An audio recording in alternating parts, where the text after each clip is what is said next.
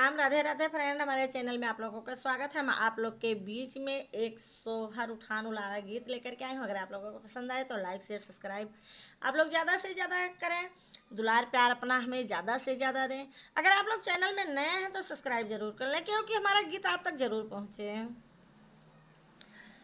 अरे अब की कोई के ना बलैबे हमार पिया, अब की कोई के ना बलैबे हमार पिया, अब की कोई के ना बलैबे हमार पिया, अब की कोई के ना बलैबे हमार पिया।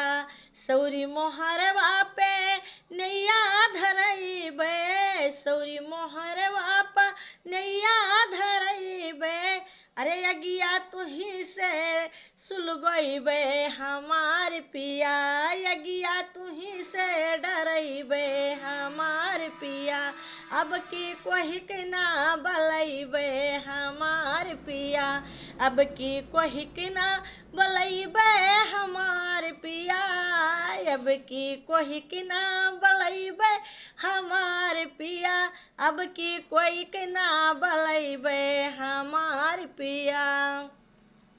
अरे सौरी मोहरवा पे देवतन बैठैबे, सौरी मोहरवा पे देवतन बैठैबे, चरुआ तुही से चढ़वैबे हमार पिया, हो चरुआ तुही से चढ़वैबे हमार पिया, अब की कोई के ना बोलैबे हमार पिया, अब की कोई के ना बोलैबे हमार पिया। अरे सौरी मोहरवा पे चूल्हवा धरैबे, सौरी मोहरवा पे चूल्हवा धरैबे, चूल्हवा धरैबे पिया चूल्हवा धरैबे, सौरी मोहरवा पे चूल्हवा धरैबे, अरे पिपली तुही से पिसवैबे हमार पिया, पिपली तुही से पिसवैबे हमार पिया, अब की कोई के ना बोलैबे हमार पिया, अब की कोई के ना बोलैबे हमार पिया।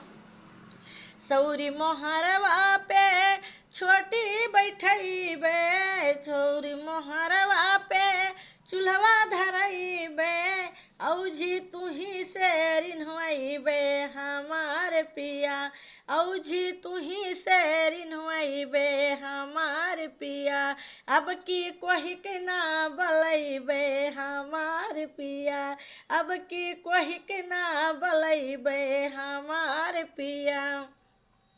सौरी मोहरवा पे कजरौटा धरैबे, सौरी मोहरवा पे कजरौटा धरैबे, कजरा तुही से लगवैबे हमार पिया, हो नैना तुही से रचवैबे हमार पिया, अब की कोई के ना बोलैबे हमार पिया, अब की कोई के ना बोलैबे हमार पिया।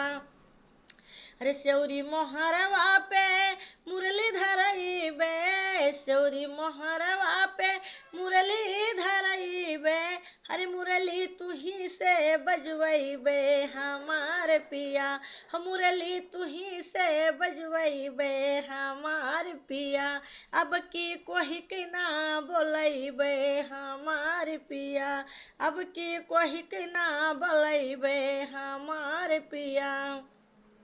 अरे सौरी मोहरवा पे लडुआ धरैबे, सौरी मोहरवा पे लडुआ धरैबे, अरे लडुआ तुही से बटवैबे हमार पिया, अरे लडुआ तुही से बटवैबे हमार पिया, अब की कोई के ना बोलैबे हमार पिया, अब की कोई के ना बोलैबे हमार पिया।